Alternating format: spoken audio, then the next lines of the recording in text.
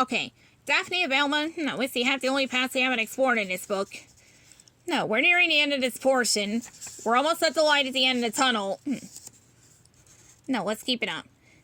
The gang splits up and goes in different directions. Daphne and Velma walk up to the farmhouse. The front porch is rickety and creaks when they step on it. Jeepers, this doesn't sound safe, Daphne observes.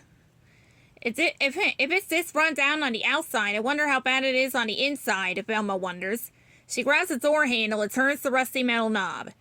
The door swings open, on old noisy hinges. Creak! The only thing that Daphne and Velma can see is darkness. Velma starts to take a step over the threshold. Suddenly, Daphne stops her. Wait, Daphne warns. She reaches into her purse and pulls out a flashlight. We're going to need this. Daphne directs the bright beam around the gloomy room. All the furniture is covered with white sheets. The pale shapes look like huddled ghosts. Hello? David, are you here? Daphne calls out. Silence is the only answer she gets. I don't think anyone has been here for a long time, Velma says. Why were we invited to an abandoned farmhouse? There's a mystery here. Dump. The sound of something heavy rattles the floor under their feet. Jeepers, that sounded like it came from upstairs, Daphne gulps. No, I think it came from the basement, Velma says. We better investigate both. You mean split up? Daphne asks. But I always thought there was safety in numbers. Daphne gives Velma an extra flashlight from her purse, and the two friends split up. Daphne heads up the stairs. The second floor of the farmhouse is just as deserted as the first floor. Still, something has made a very large noise. Daphne hopes it's not a very large something. David, was that you? Daphne asks loudly. Whump, dump. The ceiling above Daphne's head sheds plaster dust. The broken light fixture shakes. Okay, there's definitely something in the attic, Daphne decides. It's time to end this game of hide and seek. Daphne's hand tightens around the flashlight as she starts to climb the narrow stairs to the attic. Daphne has one foot on the bottom step when she feels a hand clamp down on her shoulder. She jumps in alarm. Jeepers! Daphne shouts. Velma, I thought you were going to investigate the basement. Daphne's voice sticks in her throat as she turns around, expecting to see Velma. It says she sees a looming gray shape with withered skin and glowing red eyes. It looks like a corpse. It reaches for her.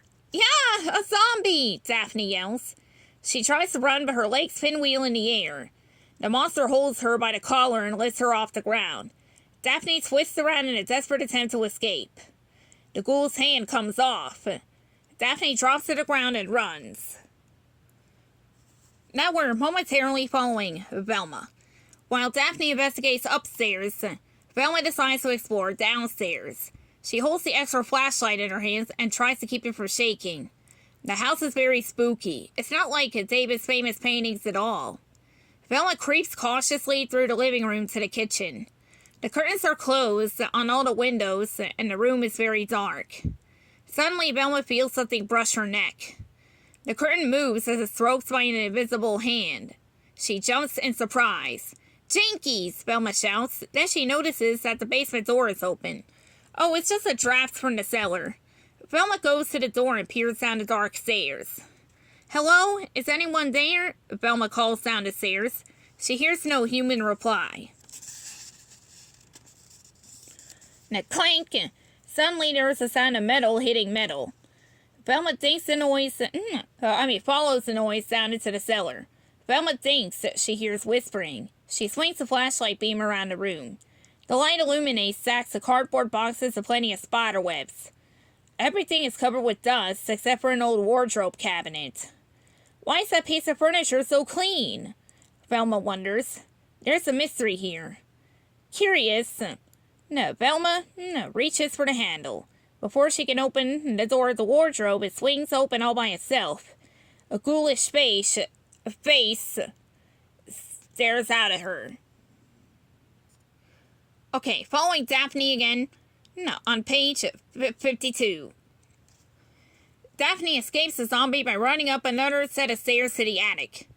She hopes there is a door with a lock. The staircase is narrow and steep. Daphne bumps her shoulders against the walls with almost every step. The flashlight is jostled and nearly falls out of her hand. Finally, Daphne reaches to the top of the stairs. Thank goodness the attic has a door. I can hide in there. Daphne sighs with relief. Daphne turns at the antique knob, but the door won't open. She jiggles and twists the handle. Oh no, it's locked and I don't have the key, Daphne moans. A gurgling moan rises up from the bottom of the stairs. Daphne hears the sound of heavy feet on the stair treads. Dump, dump, dump. The zombie lumbers closer and closer. The creature shambles slowly up the stairs toward Daphne. The locked door stands between her and safety. There's got to be something in my purse that I can use to open this door, Daphne mumbles to herself as she stirs her hand around inside the bag. This might work. Daphne decides and holds up a ballpoint pen in the flashlight beam. Trying to ignore the dumping sound of zombie footsteps coming up the stairs, Daphne pokes the pen into the door lock. Daphne wiggles the pen around until she hears a click. She grabs the knob and opens the door just in time.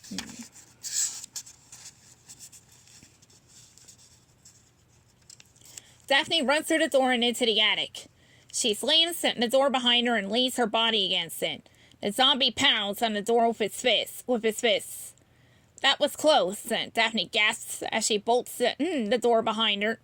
But I'm not out of trouble yet. Daphne swings the flashlight beam around the attic. The room is dark and full of strange shapes. She hopes the shapes are just draped to sheets like downstairs. Suddenly the beam illuminates more zombies. Yeah! Daphne shouts and jumps in surprise. But the creatures do not move. They hang like limp socks on the wall of the attic. Daphne pokes out with her ballpoint pen. It collapses to the floor and lies still. Turn to page 62. Daphne jumps backward in surprise as the boneless ghoul drops to the floor of the attic like a sack of grain. Whomp! That isn't a zombie, Daphne realizes. It's a clue to this mystery. Suddenly, the attic door bursts open with a crashing blam. There isn't just one zombie anymore. The creature that chased Daphne up the stairs has brought along some fearsome friends. The gruesome ghouls stretch out their arms toward Daphne. Yeah! Daphne shrieks and tries to run. She doesn't get far. Daphne accidentally runs into an old painter's easel. Then she stumbles about to top a stack of sword paintings. The canvases scatter on the floor. Beautiful landscape paintings spread out all over the attic. Ah! No, one of the zombies moans and kneels next to the paintings. Mine! Another zombie hisses like a snake as it pushes the other zombie away. No! A third zombie shrieks. Daphne hides behind a dresser in a dark corner of the attic and watches the zombies as they fight over the paintings. That is not normal, Daphne realizes. Since when are zombies art collectors? Concealed in the shadows, Daphne watches the gaunt ghouls battle each other for possession of the paintings. That's because they aren't zombies. They're fakes. They want David's paintings, Daphne gasps. Then she frowns with determination. I don't think so. Daphne is determined to save her friend's paintings. She creeps over to the zombie that fell off the wall. This isn't a zombie, it's a costume, Daphne discovers. Two could play this game. Daphne pulls the zombie mask over her head and zips up the creepy outfit. Daphne jumps out at the gang of thieves. Woo! I'm the ghost of Bushytail Farm! Daphne shouts. All the zombies pull off their masks and run. Only one of them stays. He can't let go of the paintings. The Mystery Inc. gang arrives just as Daphne pulls off the man's fake zombie face. Jeff Kelly, you wrote the art book about the Bushytail Farm, Velma says. I used fake zombies to scare everyone away so I could look for David's lost paintings, Jeff confesses. The arts could have been mine if it wasn't for you meddling kids. Now we'll see what happens to Velma if she's trapped in the basement. Velma is so surprised to see a zombie that she drops the flashlight. It hits the floor and goes out. She can't see anything, but neither can the zombie. If I keep very quiet, that creepy creature won't know where I am, Velma tells herself as she crawls across the floor. She can hear the zombies stumbling around in the blacked-out basement. Too bad I don't know where I am either. Velma strains her vision against the darkness. Even wearing her glasses, she can't see a thing. Suddenly, she spies a glimmer of light. I hope that's the door to the kitchen, Velma whispers as she makes her way towards the dim glow. Velma crawls on her hands and kneels toward the weak spot of light as fast as she can. In her hurry, the knee hits the fallen flashlight. Click. Suddenly, its bright beam is pierced the darkness. Velma finds herself face to face with the zombie. Both of them jump back in surprise. Yeah, Velma yells. Yeah! The zombie shrieks. The creature is so startled that it stumbles backward into the wardrobe. It disappears down a hole with a lingering cry. Yeah! Velma picks up the flashlight and points it into the wardrobe. The zombie is gone. That's a very interesting vanishing act, Velma declares. And as far as I know, zombies don't do magic. There's a mystery here. Velma peers into the wardrobe and looks around the interior with the flashlight. There is a hole in the bottom. The flashlight beam reaches only a few feet before it is eaten up by darkness. I've read Alice in Wonderland, and this looks like a very weird rabbit hole, Velma decides. No, I also know a clue when I see one. Velma jumps down the opening. Swoo! She slides down the metal chutes and lands in an underground room. She also lands on the unmoving body of the zombie. Jinkies! Velma exclaims as she scrambles to get off the ghastly ghoul. Yuck, yuck! Wait a minute, something's weird about this guy. Velma runs her fingers over the zombie's face. Her expression wrinkles up in disgust. Turn to page 99, it says.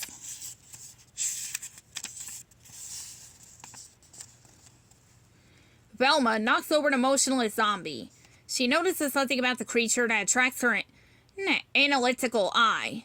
Velma reaches out and touches the zombie's face. Ew! Velma groans. An oily slime drips from her fingers. What is this gunk? Before Velma could think about that, more zombies surround her. They grab her and drag her down a tunnel. This time, Velma doesn't try to escape. She's curious. There's a mystery under Bushytail Farm, and she is determined to solve it. Velma is taken to a small room and shoved inside. Velma? A voice asks from the gloom. David! Velma replies as she sees her missing friend tied to a chair.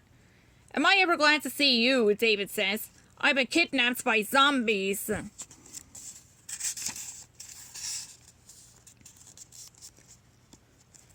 Now, there's no such thing as zombies, and I can prove it, Velma proclaims. But there's something about Bushytail Farm that's so valuable and that someone is willing to go to desperate measures to get it. Velma tries to untie her friend. Her hands are slippery from the oily goo and she can barely untangle the knots. And I think I just figured out what it is, Velma announces. Follow me and I'll show you. Velma and David sneak out of the room. She leads them deeper down the tunnel until they come to an amazing sight. David gasps. Velma and David stand at the opening of a cave. There are a dozen short oil derricks inside the cavern. Zombies work the drills.